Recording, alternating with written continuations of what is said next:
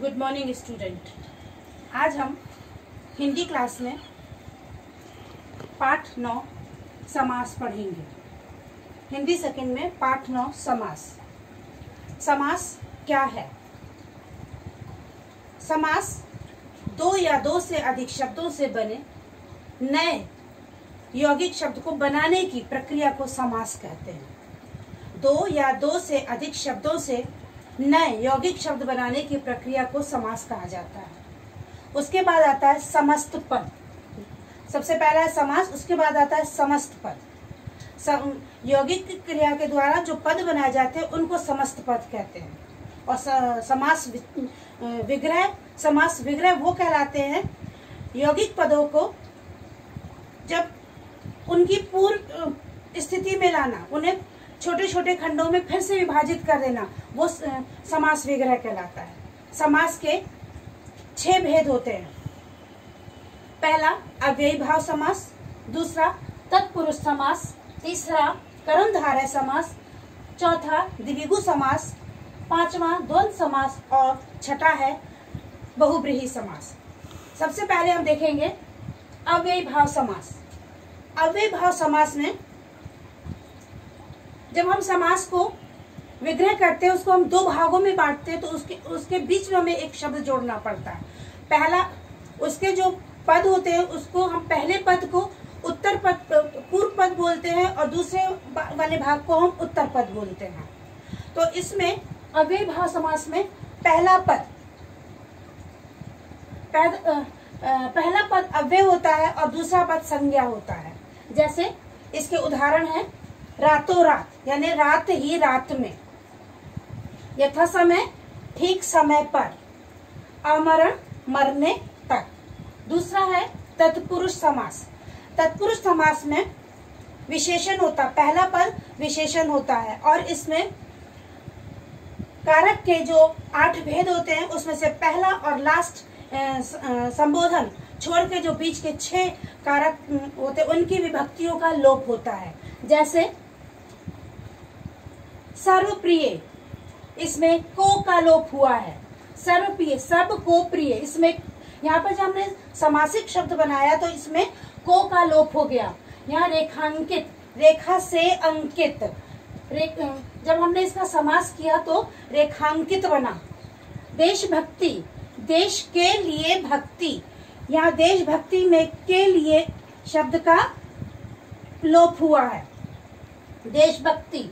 Number दूसरा है कर्मधारय समास। कर्मधारय समास में उपमेय उपमान और विशेषण और विशेष्य का संबंध होता है। जैसे इसके उदाहरण है चंद्र मुख, यानी चंद्र के समान मुख।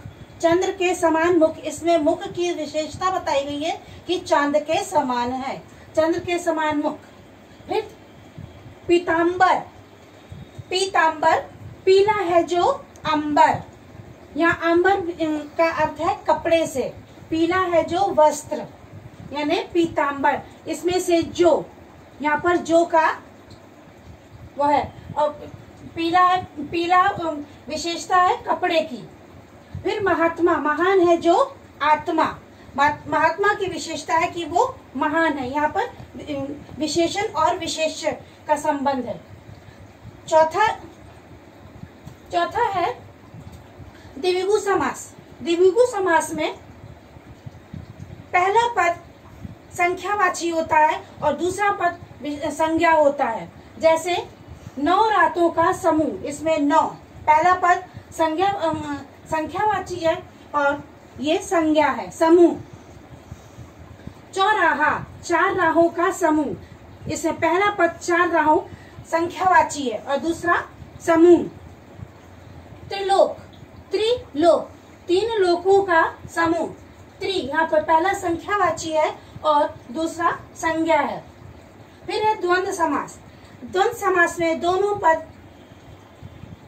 समान होते हैं, दोनों पद समान होते हैं, कोई भी अलग नहीं होता। इसमें दोनों उत्तर पद और पूर्व पद दोनों समान होते हैं। जैसे राम लक्ष्मण, दोनों की अपनी विशेषता है। राम और लक्ष्मण, माता पिता, जब हम इसको समासिक करेंगे माता और पिता आएगा, देव और दानव, देव दानव, देव और दानव। फिर है बहुब्रीहि समास। बहुब्रीहि समास में इसमें कोई भी पद प्रधान नहीं होता, ये शब्द के अंश मिलकर एक नया अर्थ निकाल लेते हैं। जैसे नीलकंठ, नीलाकंठ है जिसका अर्थात शिव जी, यहाँ कोई पद प्रधान नहीं है, इसमें नीलकंठ, इसमें नीलकंठ से मतलब शिव जी से है। हंस वाहिनी, हंस वाहन है जिसका अर्थात सरस्वती। फिर चतुर्भुज, चार भुजाएं हैं जिसकी अर्थात ब्रह्मा विष्णु। ये इतना आपका समास के अंदर आता है। समास 6 है।